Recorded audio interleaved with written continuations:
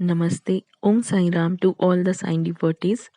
Today I am going to narrate the chapter number 40 of Holy Book Sri Sai Satcharitra, The Wonderful Life and Teachings of Sai Baba. The stories which are covered in this chapter are attending Mrs. Dev's Udyapan ceremony as a sannyasi with two others, visiting Hemanpant's house in the form of his picture. In this chapter, we give two stories. First, how Baba attended the Udyapan ceremony organized by Mr. B.V. Dev's mother at his house at Dahanu, and second, how Baba attended the Shimga dinner party in Hemantpant's house at Bandra. With Baba's grace, I am going to start chapter number 40. Preliminary. Blessed is Sri Sai Samarth who gives instructions in both temporal and spiritual matters to his devotees and makes them happy by enabling them to achieve the goal of their life. Sai, when places his hand on their heads, transfers his powers to them and thus destroying the sense of differentiation, makes them attain the unattainable thing. He who embraces the bhagas, who prostrate themselves before him with no sense of duality or differentiation, he becomes one with the bhagas as the sea with the rivers. Now to revert to the stories of this chapter. Mrs. Dev's Udyapan ceremony. Mr. B.V. Dev was a Mamlatdar at Dahanu. His mother had observed 25 or 30 religious vows and a Udyapan or concluding ceremony in connection therewith was to be performed. This ceremony included the feeding of 100 or 200 Brahmins. Mr. Dev fixed a date for the ceremony and wrote a letter to Bapu Sahib Jog asking him to request Sai Baba on his behalf to attend the dinner of the ceremony, as without his presence the ceremony would not be duly completed.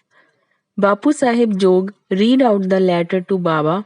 Baba noted carefully the pure-hearted invitation and said, I always think of him who remembers me. I require no conveyance, carriage, tonga, train, or aeroplane. I manifest myself to him, who lovingly calls me. Write to him a reply that three of us, the trio, myself, yourself, and a third person will go and attend it. Mr. Jog informed Mr. Dev of what Baba said. Mr. Dev was much pleased, but he knew that Baba never went to any place except Rahata, Rui, and Neemgaon in person. He also thought that nothing was impossible for Baba as he was all pervading and that he might suddenly come in any form and fulfill his words. A few days before this, a sannyasi in Bengali dress and professing to work for the cause of the protection of the cows came to the station master at Dahanu to collect donations. The station master told him to go into the town and see the Mamladar Mr. Dev and with his help collect funds. Just then the Mamlatdar happened to come there. The station master then introduced the sannyasi to him. Both sat talking on the platform. Mr. Dev told him that a subscription list for some other charitable cause had already been prepared by the leading citizen Rao Sahib Narottam Shetty, and so it was not proper to start another subscription list, and that it would be better if he would visit the place after 2 or 4 months. Hearing this, the sannyasi left the place. About a month afterwards, the sannyasi came in a tonga which stopped in front of Mr. Dev's house at about 10 a.m. Dev thought that he came for donations. On seeing him busy with the preparations of the ceremony, the sannyasi said that he had come not for money but for meals. Dev said, All right, you are welcome in the house. The sannyasi said, Two lads are with me. Dev said, Well, come with them. As there was about 2 hours for the meal to be served, Dev inquired where he should send for them. He said that it was not necessary as he would come himself at the appointed time. Dev asked him to come at noon. Exactly at 12 noon, the trio came, joined the party, and after feeding themselves, went away. After the ceremony was finished, Dev wrote a letter to Bapu Sahib Jog complaining of Baba's breach of promise. Jog went to Baba with the letter, but before it was opened, Baba spoke. Ah, he says that I promised him to come but deceived him. Tell him that I did attend his dinner with two others, but he failed to recognize me. Then, why did he call me at all? He thought that the sannyasi came to ask for subscription money. Did I not remove his doubt in that respect? And did I not say that I would come with two others? And did not the trio came in time and have their meals? See, to keep my words, I would sacrifice my life. I would never be untrue to my words. This reply pleased Jog's heart and he communicated the whole reply to Dev. As soon as he read it, he burst into tears of joy, but he took himself to task mentally for vainly blaming Baba. He wondered how he was deceived by the sannyasi's prior visit and his coming to him for subscriptions. How he also failed to catch the significance of the sannyasi's words that he would come with two others for meals. This story clearly shows that when the devotees surrender themselves completely to their Sadguru, he sees to it that the religious functions in their houses are duly executed and complied with all the necessary formalities. Himanpan's Shimga dinner. Now let us take another story which shows how Baba appeared in the form of his picture and fulfilled the desire of his devotee. In 1917, on the morning of the full moon day, Hemanpant had a vision. Baba appeared to him in his dream in the form of a well dressed sannyasi, woke him up, and said that he would come to him for meals that day. This vision constituted a part of the dream. When he fully woke up, he saw neither Sai nor any sannyasi. But when he began to recollect the dream, he remembered each and every word the sannyasi uttered in his dream.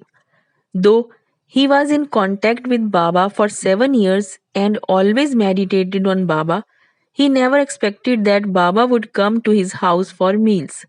However, being much pleased with Baba's words, he went to his wife and informed her that, being the holy day, a sannyasi was coming for meals and that some more rice should be prepared. She inquired about the guest, who he was, and where he was coming from. Then, not to cause any misunderstanding, he gave her the truth and told her about the dream. She doubtingly asked whether it was possible that Baba should come there from Shirdi, leaving the dainty dishes there to accept their coarse food. Hemanpant then assured her that Baba might not come in person, but he might attend in the form of a guest, and that they would lose nothing if they cooked some more rice. After this, preparations for the dinner went on, and it was ready at noon. The Holika worship was through, and the leaves were spread and arranged with rangoli around them. Two rows were arranged with a central seat between them for the honorable guest. All members of the family, sons, grandsons, daughters, and sons in law, etc., came and occupied their seats, and the serving of the various items commenced. While this was being done, everybody was watching for the guest, but none turned up, though it was past noon. Then the entrance was closed, the anshuddhi or ghee was served. This was a signal to start eating. Formal offering to the Vashvadev or fire and Naivedya to Sri Krishna were also over, and the members were about to begin. When footsteps in the staircase were heard distinctly, Hemanpant went immediately and opened the door and saw two men there. First Ali Muhammad and second Maulana Ismu Mujawar. These two persons, seeing that meals were laid out and all the members were about to begin eating, apologized to Hemanpant and requested him to excuse their interference. They said, "You left your seat and came running to us. Others are waiting for you, so please take this thing and I shall relate all about it later at your convenience." Saying so, he took out from under his arm a packet wrapped in an old newspaper and placed it on the table. Himanpant uncovered the packet and saw, to his great wonder and pleasant surprise, a big and nice picture of Sai Baba. On seeing it, he was much moved. Tears ran down from his eyes, and hair stood on end all over his body, and he bent and placed his head on the feet of Baba in the picture. He thought that Baba had blessed him by this miracle or Leela. Out of curiosity, he asked Ali Muhammad how he got this picture. He said that he bought it from a shop and that he would give all the details about it afterwards, and wished that as all the members were waiting for him, he should go and join them. Himanpant thanked him, bade them goodbye, and returned to the dining hall. The picture was placed on the central seat reserved for the guest, and after making the due offering of the Naivedya, the whole party commenced eating and finished it in proper time. On seeing the beautiful form of Sai in the picture, everybody was extremely pleased and wondered how all this happened. This is how Sai Baba fulfilled his words uttered by him in the dream of Hemarpant. The story of the picture with all its details, with how Ali Muhammad got it, why he bought it and gave it to Hemarpant, is reserved for the next chapter. Chapter number 40 is completed. Woe to Sri Sai, peace to be all.